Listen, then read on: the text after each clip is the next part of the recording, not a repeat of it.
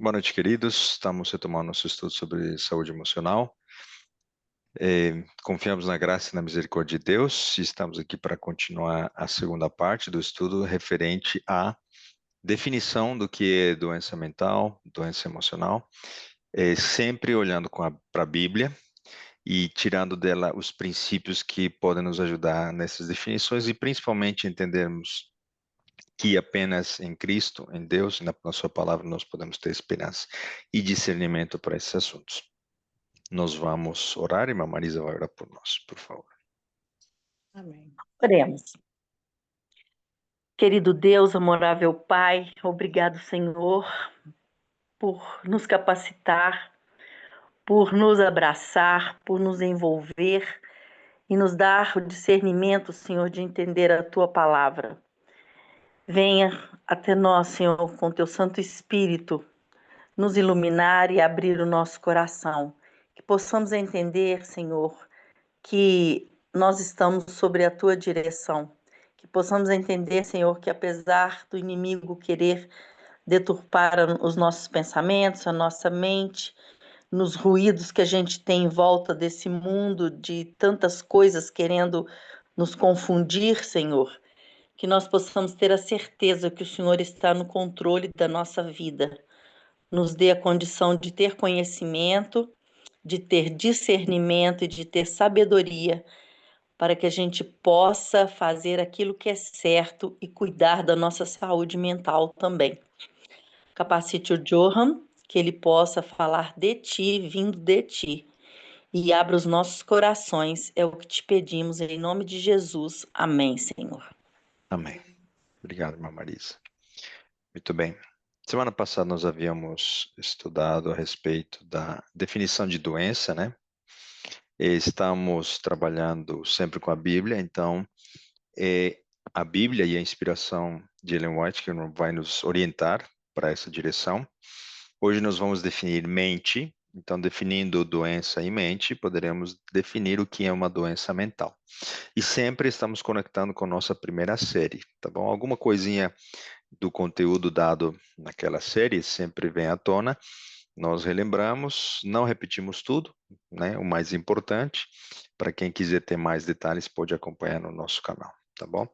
Então, esses versos que eu apresento aqui, que estão em Marcos 7, 15 a 23, são os versos que nós estudamos na primeira série, a respeito de uma pergunta que fizemos: o que contamina um homem? O que nos contamina?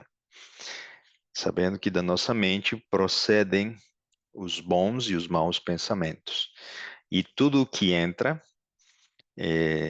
sendo estímulo externo, palavras, olhares, cheiros e tudo que entra pelas nossas 5 avenidas, nos afeta.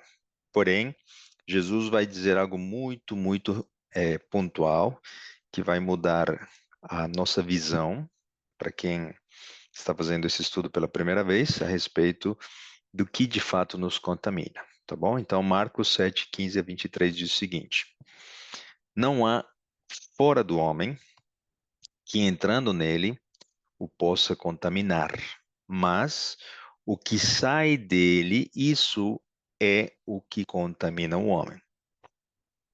16. Se alguém tem ouvidos para ouvir, ouça. Essa expressão é muito importante porque quando ele fala isso, ele está repetindo e vai dar ênfase a um determinado ensino. E ele disse-lhes: assim também vós estáis sem entendimento, não compreendeis que tudo o que de fora entra no homem não o pode contaminar. Então, o que entra para dentro da nossa mente, de fora, como a gente falou, né? Agressões, bons tratos, maus tratos, tudo que nos estimula, tudo que está no meio ambiente e que entra pelas 5 avenidas da nossa alma, isso não nos contamina, nos influencia, nos afeta, mas não define o que nós faremos com tudo isso que entra. Versículo 19. Porque não entra no seu coração. A palavra coração naquele tempo sempre se referiu ao centro e comando do ser humano, ou seja, ao cérebro do nosso tempo. Mas no ventre é lançado fora no esgoto, tornando puras todas as comidas. Ele está fazendo uma conexão com a questão alimentar, mas não é do estômago que ele está falando. Ele está falando do coração e da mente, ok? E dizia: o que sai do homem, isso contamina o homem. Então, como nós processamos o que nós decidimos fazer com o que nos falam, com o que nós recebemos de bons e maus tratos, isso nos contamina. O que eu vejo gera um pensamento. O que eu cheiro, o que eu toco gera um pensamento. Mas decidir alimentar esse pensamento e passar a crer numa mentira junto com esse pensamento gera um sentimento e ali o ciclo pode gerar amargura, raiva, rancor, ódio, dentre outros sentimentos negativos. 21. Vejam, pela terceira vez ele está dizendo, porque do interior do coração, ou no nosso tempo, né? Porque do interior da nossa mente, dos homens, saem os maus pensamentos, os adultérios, as fornicações, os homicídios. Então eu coloco estímulos, imagens na minha mente, e isso pode sujar a minha mente, com certeza, mas a decisão por cobiçar, por adulterar, e dar vazão a esses pensamentos é o que me contamina, tá bom?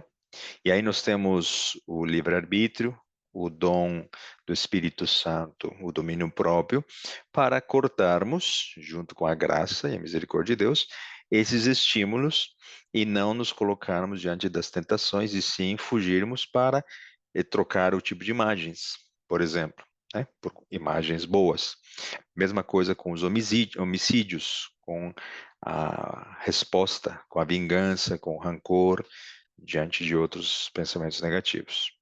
Os furtos, a avareza, as maldades, o engano, a dissolução, a inveja, a blasfêmia, a soberba, a loucura, tudo isso alimentado pelas nossas próprias mentes, né, pelos nossos pensamentos, em função do que está entrando.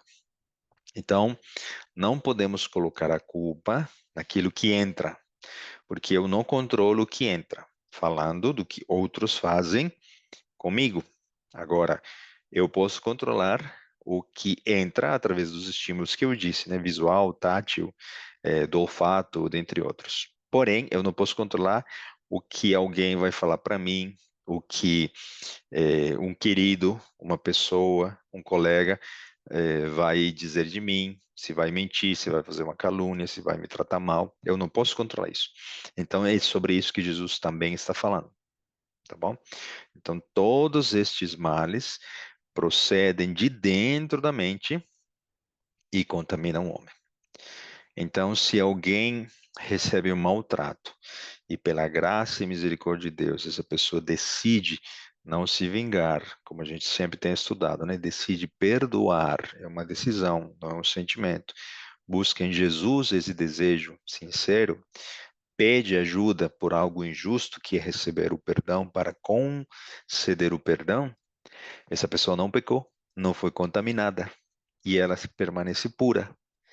Assim como Jesus foi muito maltratado, humilharam, esbofetearam, traíram, e ele não se contaminou, não porque recebeu só coisas boas.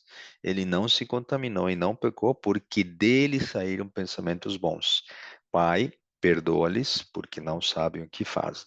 Por exemplo, né? Tamanho e incondicional amor de Deus pelas suas criaturas. Então, o problema do homem é interno, de onde surgem os pensamentos. O problema não está no que o outro me fala ou faz comigo.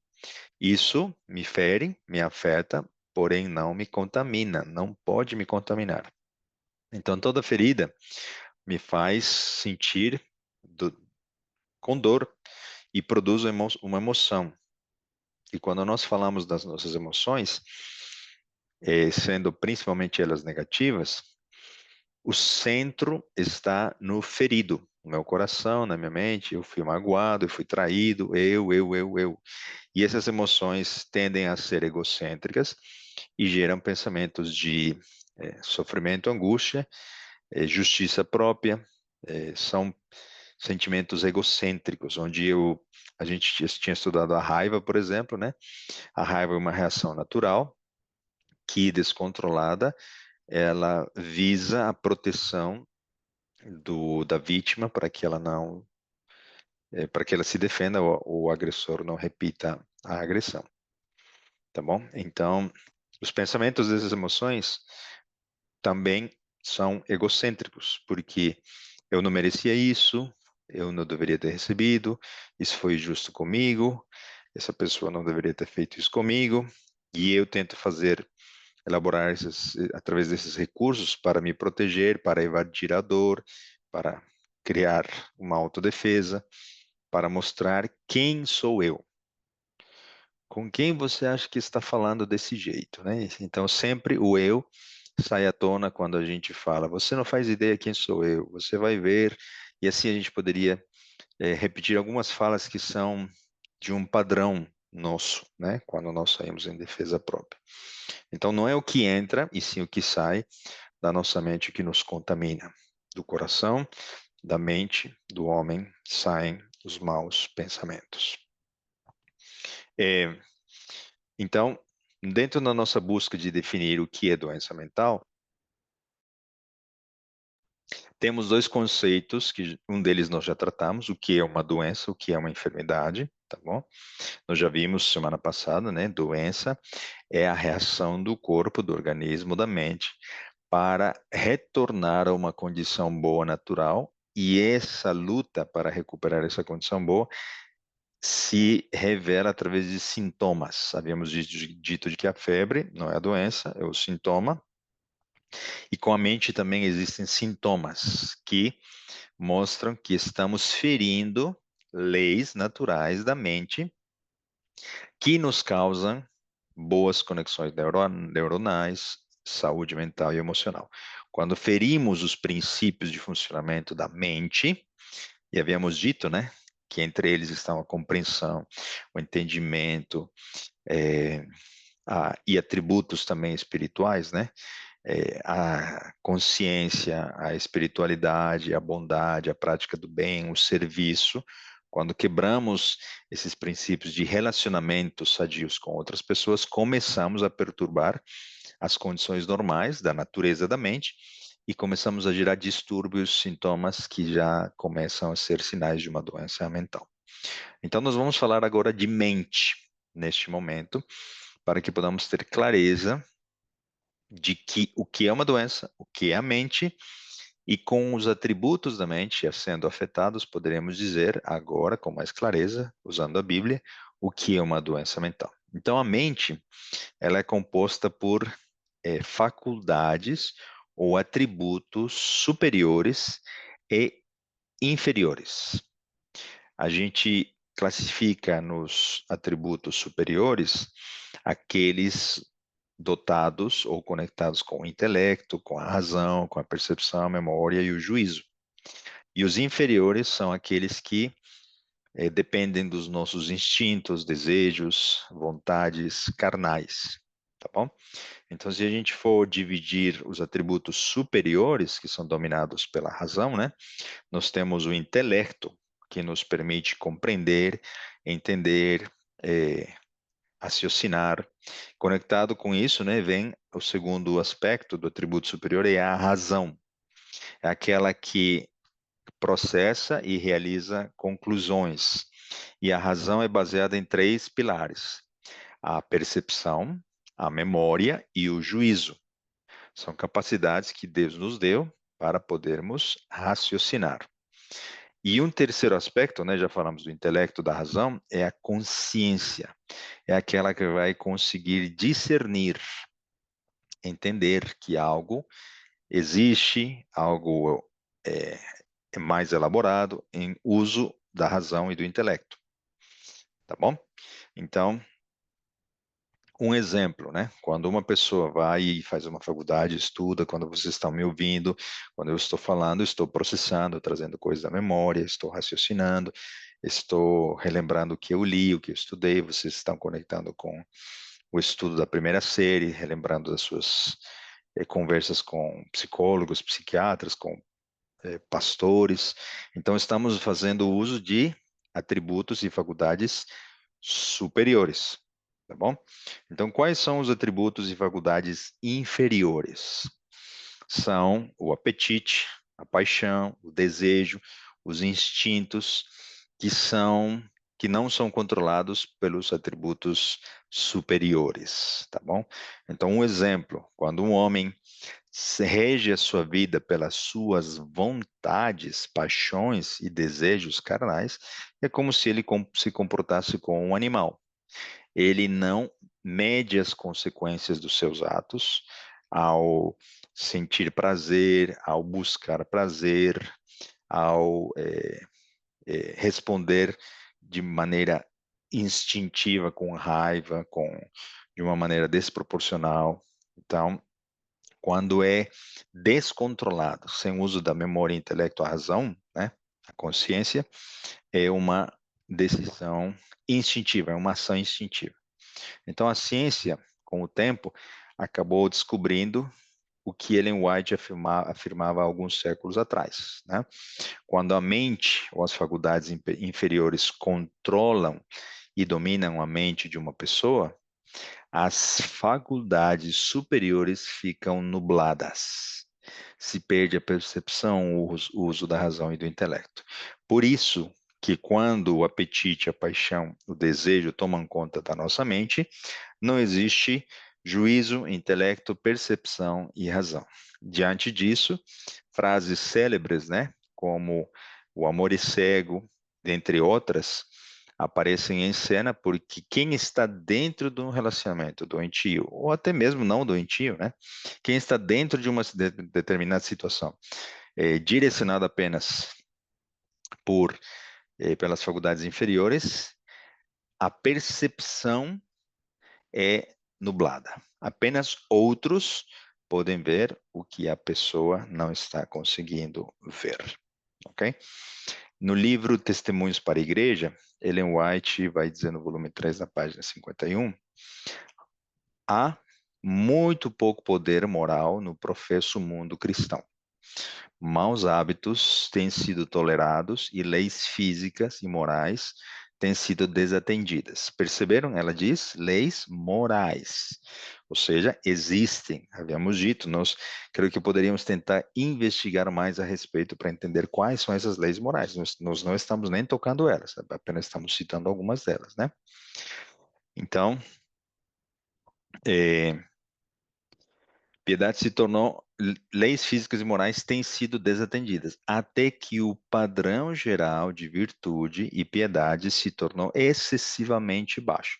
Então, o amor de muitos está se esfriando, a moralidade vai decaindo e nós vamos nos acomodando. Os hábitos que rebaixam a norma de saúde física enfraquecem as forças mentais e morais. A tolerância para com apetites e paixões pervertidos exerce uma influência controladora sobre os nervos e o cérebro. As tendências sensuais são fortalecidas, ao passo que as morais são enfraquecidas. É impossível ao intemperante ser cristão, pois suas faculdades superiores são mantidas em cativeiro pelas paixões, ou, complementando, poderíamos dizer, né, pelos seus atributos inferiores. E, infelizmente, é uma verdade, né? Quando nós entendemos que o nosso corpo é um ser, nós somos seres integrais, o que nós fazemos com a parte física do nosso corpo afeta nosso intelecto. Então, quando vivemos em função de saciar nossas vontades físicas, o nosso intelecto, nossos atributos e faculdades superiores ficam nublados e perdemos capacidade para exercer a moral como nós deveríamos. Alguns reconhecerão o mal das condescendências pecaminosas, todavia se desculparão dizendo que não lhes é possível vencer as paixões. Isso é coisa terrível de ser admitida por qualquer pessoa que profere o nome de Cristo. Alguns cristãos se confundem e eles dizem, né, que pelo fato de termos natureza pecaminosa, nós já somos pecadores. Essa frase é um engano. Biblicamente, nós somos pecadores porque pecamos. E quando é que pecamos? Quando tomamos uma decisão conhecendo o certo e o errado. O fato de termos uma natureza pecaminosa não nos torna perdedores. O fato de não exercermos nossos atributos superiores e decidirmos pelas nossas paixões nos torna perdedores, mas em Cristo Jesus, usando os dons do Espírito Santo, nós podemos ser mais do que vencedores, controlando a nossa natureza pecaminosa. Lembra da nossa ilustração do santuário? Nós somos libertos da culpa do pecado, nós somos libertos do poder do pecado através do estudo da Bíblia, da oração e do testemunho, para que um dia sejamos libertos da presença do pecado. Então, no processo que nós nos encontramos, a maioria dos que estão aqui nos ouvindo, estão no processo da santificação. Todos temos natureza pecaminosa, mas estamos convivendo com essa natureza para que ela não tenha poder sobre nós. É disso que estamos falando, tá bom? Então, qualquer que profere o nome de Cristo, aparte-se da iniquidade, segundo Timóteo 2,19.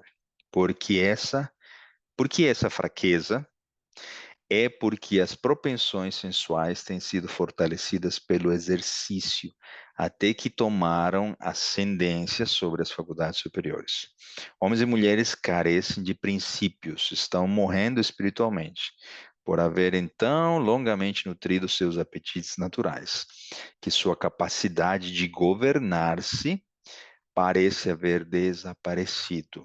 As paixões inferiores de sua natureza tem tomado as rédeas e o que devia ser o poder dirigente tem se tornado o servo da paixão corrupta. A mente é mantida na mais baixa servidão. A sensualidade tem extinguido o desejo de santidade e ressecado o vício espiritual.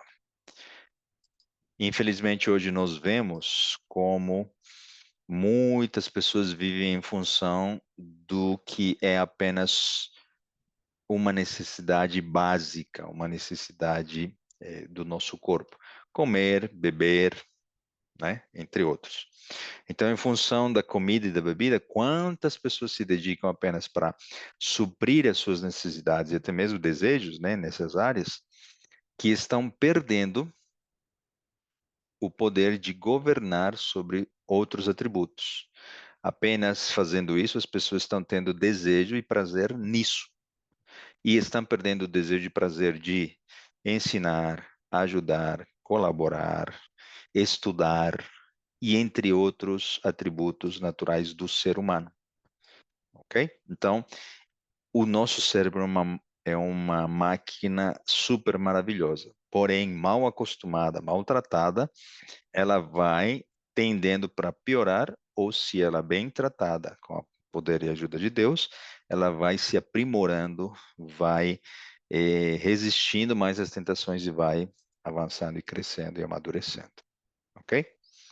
Vejam mais um texto de conduta sexual, adultério e divórcio, página 84. Perto do fim da história da Terra, Satanás atuará com todo o seu poder da mesma maneira e com as mesmas tentações com que tentou o antigo Israel, justamente antes de sua entrada na Terra Prometida. Vocês se lembram quais foram as tentações que ele fez? Ele enviou mulheres estrangeiras para tentarem os homens de Israel, naquela época de Balaão, Balaque, né?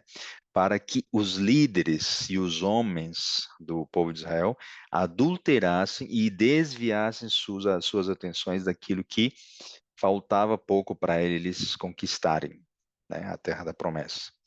Então ele armará laços para aqueles que dizem guardar os mandamentos de Deus e que estão quase nas fronteiras da Canaã celestial. Nós estamos na mesma posição, praticamente, às vésperas da segunda vinda de Cristo.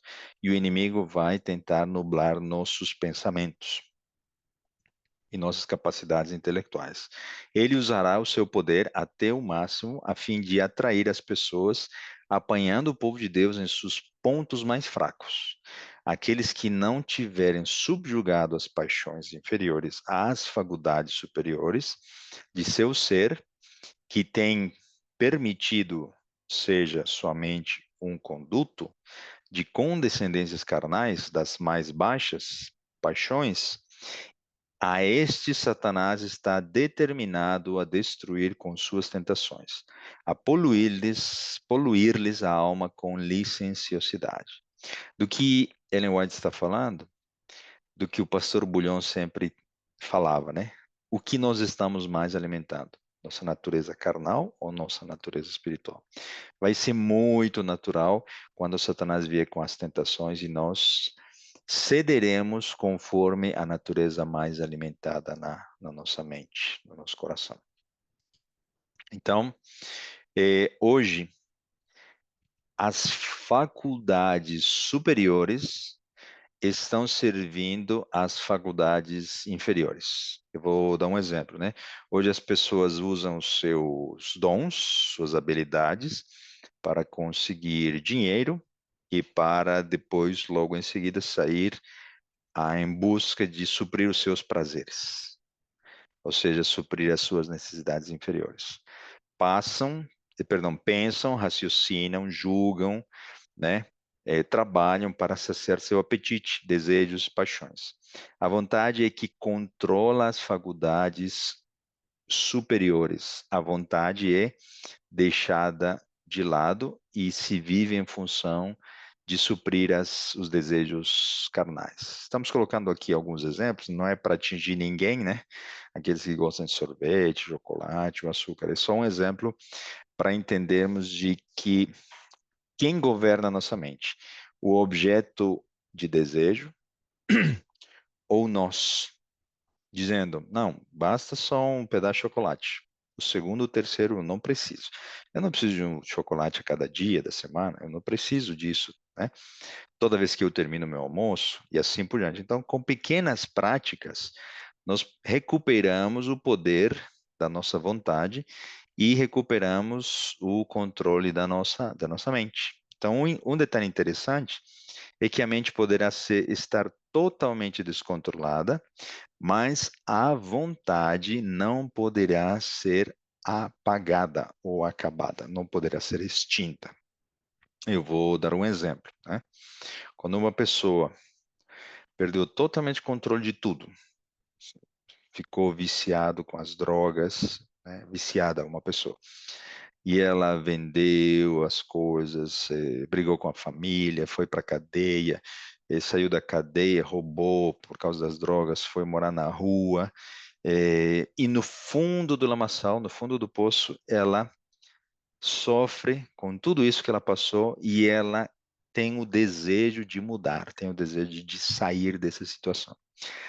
Esse atributo da vontade é algo que o inimigo não poderá subjugar com as mentiras, com os vícios, com os pecados.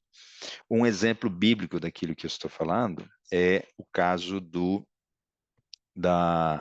endemoniado, né? Daquele que estava com mais de 1.000, né? O endemoniado de Gadara, demônios dentro de si. Ele, no fundo do seu coração, ele tinha o desejo de se livrar da presença desses demônios. Lembrando que legião, né?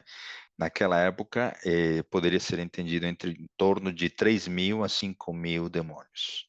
Então, imaginem você, essa pessoa, é, tentando tomar uma decisão e de repente ela ouvia de 3.000 a 5.000 vozes, murmurando, gritando, atrapalhando seu raciocínio, seu intelecto, sua percepção, sua consciência. Porém, a sua vontade não foi eliminada. Deus, Jesus, ouviu essa voz suave, quase se apagando, de um pedido clamoroso de resgate. E Jesus foi falar com ele, com essa pessoa. E então ele fez o milagre que todos nós conhecemos. Então, somente o poder de Deus pode restaurar qualquer situação em que nós nos encontremos. Por isso eu citei esses dois extremos: alguém possuído por Satanás e alguém no lamaçal, né? Já perdeu saúde, perdeu família, perdeu dinheiro, perdeu emprego, mora na rua e só é viciado. Deus pode resgatar, porque a vontade de lutar nunca deixará de existir.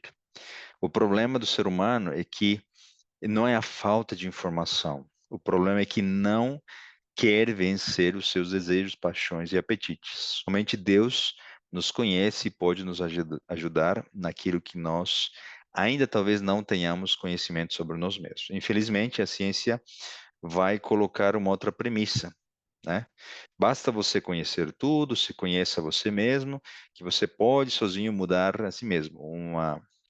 Um pensamento de autoestima, né? De autodesenvolvimento, tudo baseado no eu, um engano, porque nós não podemos mudar a nossa natureza. Então, o poder para vencer somente pode vir e provir de Deus.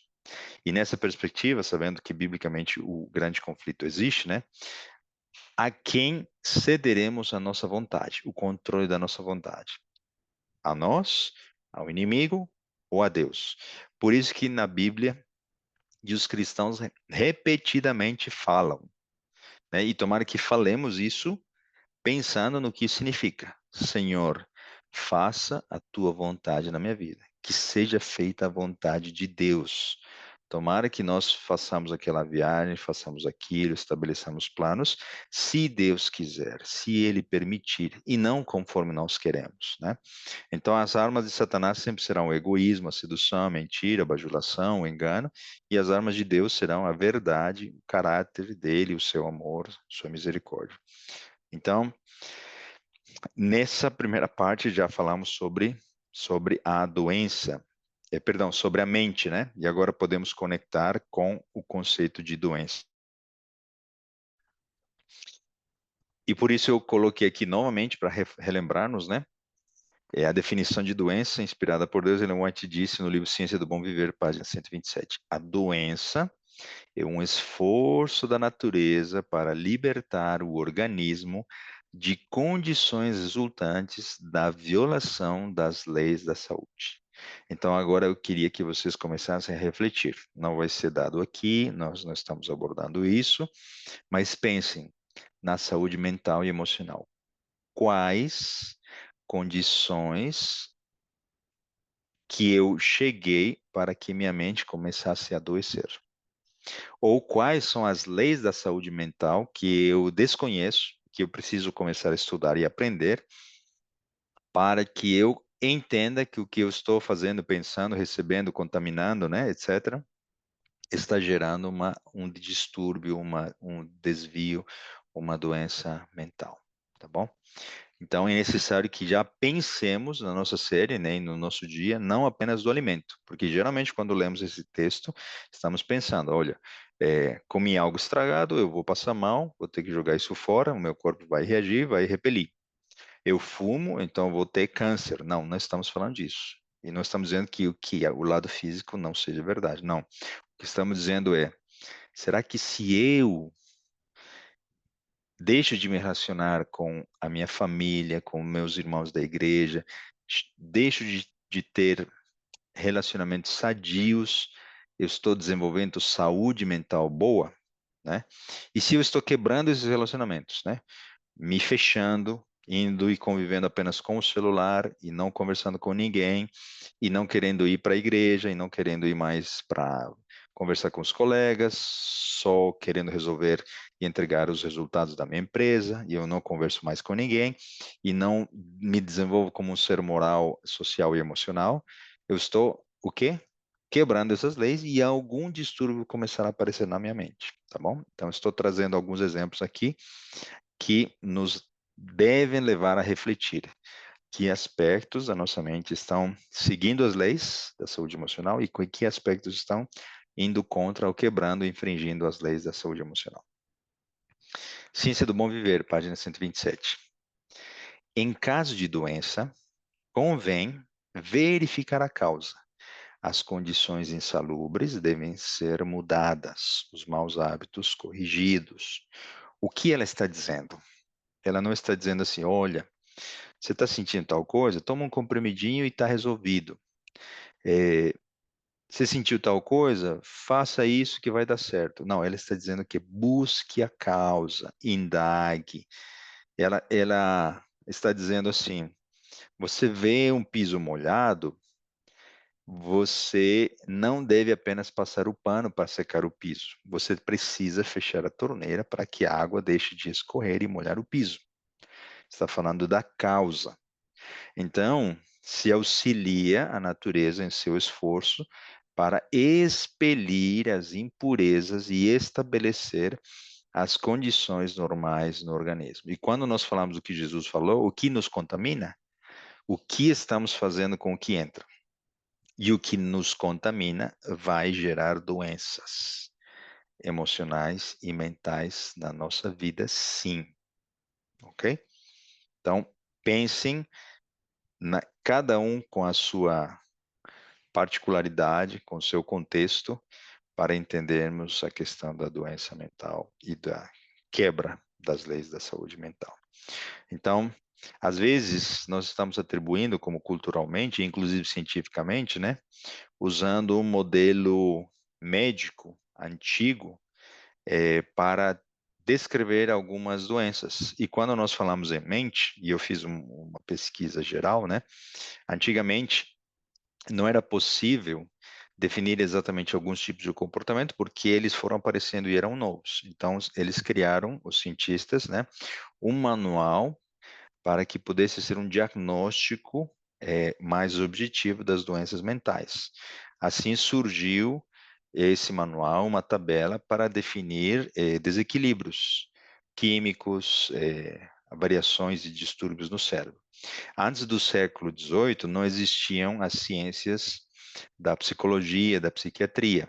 Aqueles que tinham problemas, eles tentavam ajuda, chamavam da cura da alma, né? Porque havia essa compreensão equivocada, né?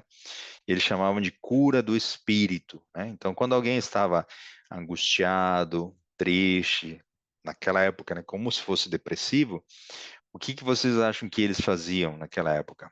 As pessoas oravam pela pessoa que estava angustiada, elas ligavam a um castigo de Deus, a um problema espiritual. Então, eles levavam essas pessoas para a igreja, limpavam sua casa, preparavam comida, cuidavam dos filhos. Assim, eles faziam a cura dessa pessoa. Então, hoje perdemos esse tipo de abordagem, né, por causa de tudo que nos separa, né? Tecnologia, nossa correria, etc. Embora não seja baseada no melhor conhecimento que nós temos hoje, infelizmente, como cristãos, deixamos de fazer o básico que era feito antigamente para cuidar das doenças mentais, com o pouco que se conhecia naquele tempo.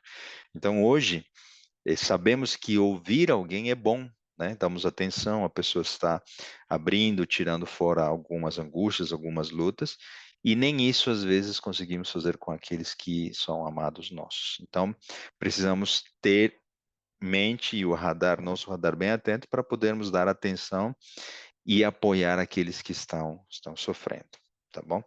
Então, voltando a falar dessa questão do diagnóstico, né, das doenças mentais, em 1994, se fez uma atualização desses manuais e se chegou à quarta versão, de maneira que já era catalogado um certo grupo de doenças mentais, e assim uma quinta versão surgiu em 2021, por volta, tá? Então esse conteúdo sempre foi evoluindo. E no na terceira versão, por exemplo, se afirmava de que a homossexualidade era um desvio de conduta, uma doença mental. E na quarta versão desse manual, a homossexualidade foi removida. E na quinta, também. Então, a, por exemplo, identidade de gênero estava como um problema de identificação, né? De identidade de gênero em manuais anteriores e já na quinta versão foi retirada. Então, o grande detalhe desse manual é que ele vai entender a mente em função dos diagnósticos e em função do avanço do científico e como uma reação biofísica, né, ou bioquímica do cérebro. É, precisamos lembrar de que esses avanços científicos são bons, são importantes, sempre que vão ao encontro do que a Bíblia diz a respeito do que é certo e errado e do que nós entendemos como doença mental. Então, biblicamente, as doenças mentais, né, hoje na sua última versão, muitas delas não se encaixam dentro do que nós encontramos descrito como uma decisão, ou um comportamento, ou um desvio, ou uma consequência do pecado de gerações e gerações que chega até nossos dias, tá bom? Então, a maneira de exemplo, creio que isso é mais comum de todos nós, né? Muitas pessoas de gerações anteriores que eram hiperativas, né? É, naquele tempo mais antigo, eles eram considerados apenas pessoas mais ágeis, mais inquietas e não eram considerados como um distúrbio mental ou uma doença emocional, tá bom? Então, o que era feito com aquela criança hiperativa de muitos anos atrás, né? Disciplina, amor, afirmação, umas palmadas, umas correções, afeto, e